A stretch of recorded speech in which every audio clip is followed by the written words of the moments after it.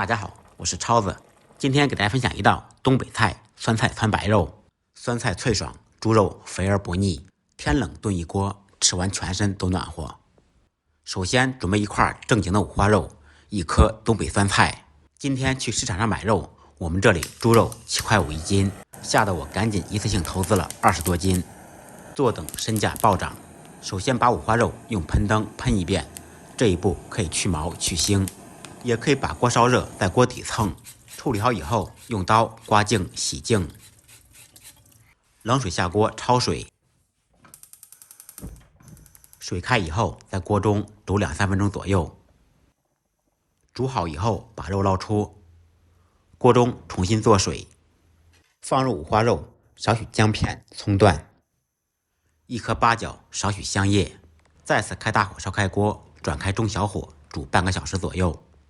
利用这个时间切酸菜，切酸菜也是有技巧的，用刀片开再切成丝，这样切的酸菜好看又好吃。全部切好以后，再用清水清洗一遍，洗好以后彻底攥干水分，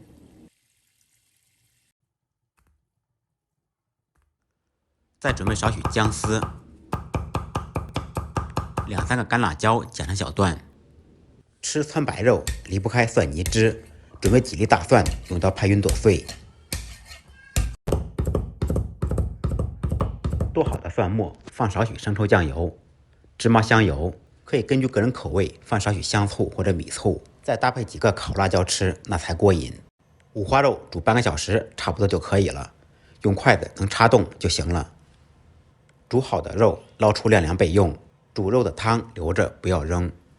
锅烧热，放少许猪油，油热以后放入姜丝、辣椒，先把小料爆出香味。小料炒香，放入酸菜，在锅中煸炒2-3分钟左右。这一步可以去除酸菜的异味，而且酸菜吃的口感更香更脆。烹入少许料酒，倒入煮肉的原汤，汤要一次性加足，可以再适量的加少许清水，在锅中咕嘟20分钟左右。酸菜非常的耐煮，越煮越香。把晾凉的白肉切成厚一点的薄片，尽量切的片大一点、薄一点。20分钟以后，放入切好的肉片，再汆一下。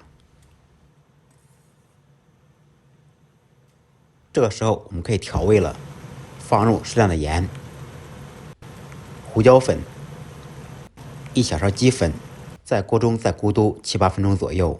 这道菜我们吃的时候最好点一个酒精炉，边加热边食用。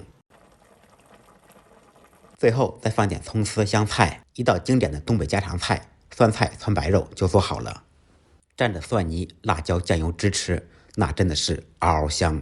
按照我的方法做，不好吃您提着猪肉来找我。最后别忘了给超子点个赞，再忙再累记得按时吃饭。下期视频见，拜拜。